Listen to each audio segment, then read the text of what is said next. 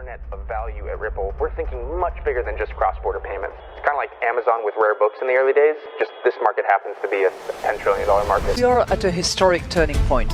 Said in the past that you are doing for money what email did for communication. Moving the whole revolution forward. Take on it. There's trillions of dollars parked around the world. XRP. Is there a possibility that Ripple could take over Swift one day?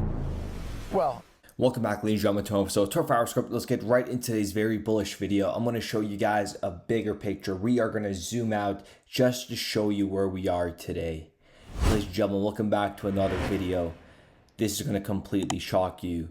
If you guys are an OG on this channel, from time and time I've been saying that what Ripple has been building over the past 10 years is a network of trust with financial institutions, regulators around the world, and that is going to pay off very handsomely at the end.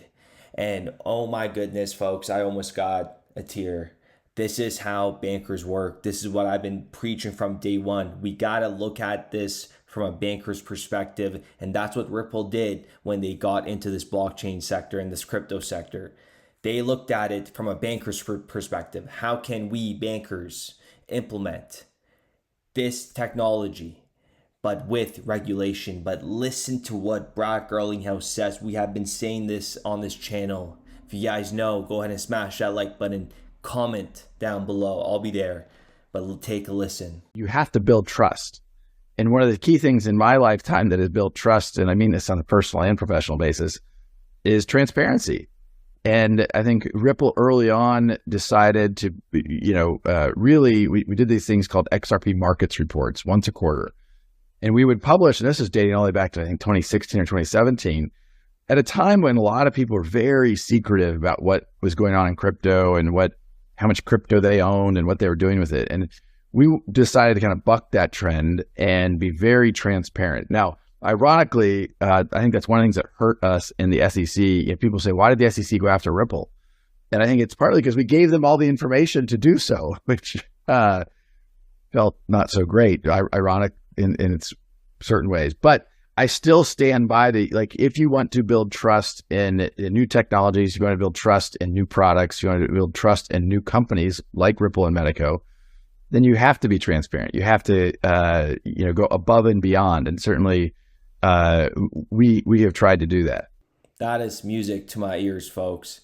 And take a look at this market cap right now. Bitcoin at almost 30,000, XRP at 52 cents with clarity. And you guys want to zoom out here, just take a look. So this is with somewhat kind of regulation. XRP has clarity. But what's going on? Why are the prices so low? As opposed to 2018, we had XRP at $3.37 with zero world utility, which still blows my mind when people, even say, let's get past the dollar first, because folks, $3.37 with zero utility, just speculation. This market, look at this, folks. It's completely different now. It's getting mature. Market maturity is one of the biggest takeaways when a new market is starting up. Like this crypto market is only 10 years old. So the more volatility, the longer it takes, this technology needs a track record. It's only got a 10-year track record. How can the banks implement something that's still so brand new, right? But now we're at a stage where it's not so brand new. Multiple tests have been done. And that is why we even have the future of money and payments coming out from the Department of Treasury. Listen to what they said here. Additionally, to be broadly adopted, we're talking about CBDCs here, a foreign CBDC or a private digital asset would require interoperability with other payment systems or wide use for payments in other jurisdictions. It would also require deep liquidity to act as a medium for cross-currency settlement. The writing's on the wall, folks. It's right here. It would also require deep liquidity to act as a medium for cross-currency settlement. And then they set certain central banks are also integrating these payment systems with a shared directory services.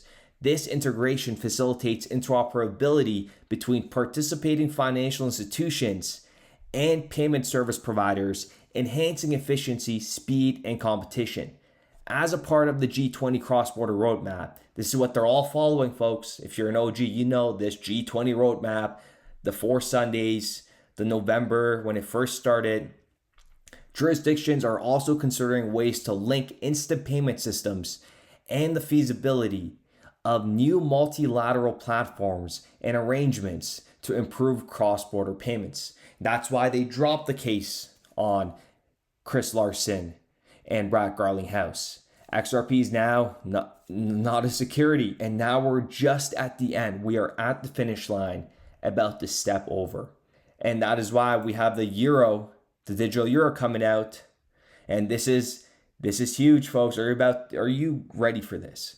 That this Bitcoin and Ethereum will never be utilized on a scale that XRP is about to be utilized. And that's coming very, very soon. Listen to the EU lawmakers. Okay, this is from Mika. And then listen to what David Schwartz has to say here. Mika also addresses environmental concerns surrounding crypto, with firms forced to disclose their energy consumption. So, okay, before I get too excited, as well as the impact of digital assets on the environment, their energy consumption. Listen to what David Schwartz says here about energy consumption, about Ethereum, about fees. And Ethereum and Bitcoin will never, ever, ever, ever scale to what Ripple and XRP can do. And Ripple's the company, XRP is a digital asset, but you guys know what I'm trying to say. It cannot. But listen to David Schwartz here. And I'm sure many of you have heard the narrative that Ethereum's fees mean that it's very useful, it's very popular, like that people are paying a lot of fees for it. But it's important to keep in mind that fees are residual friction that have not been removed by the system. So it is the users of systems like Ethereum who are paying those fees. If you use Ethereum, you're paying for its energy consumption. Now that right there, ladies and gentlemen, is a complete knee slapper to every, fanboy for Ethereum and Bitcoin. I own Bitcoin and Ethereum. But when it comes down to scaling and real world utility and real value, XRP is going to by far demolish all these assets. And to finish off the video, take a listen to JPMorgan, Jamie Dimon, talking about JPMocoin. At this point, it's all a joke. But this is just so funny. Take a listen to this. He doesn't even know what he's talking about. We're going to end it off with this clown. With that being said, I do appreciate every single one of you guys. Let me know what you guys think in the comments down below.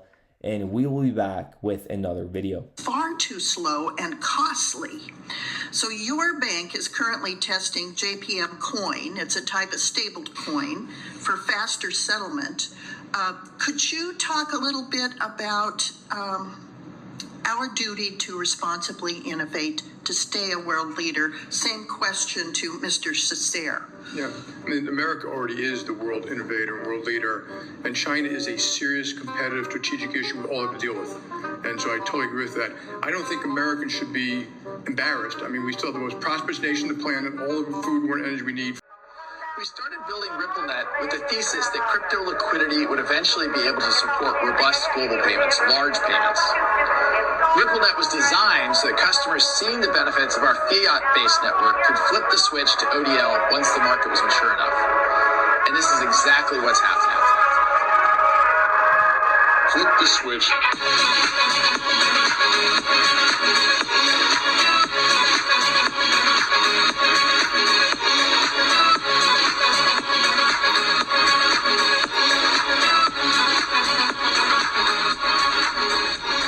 I think what we're building has, it's solving a real problem.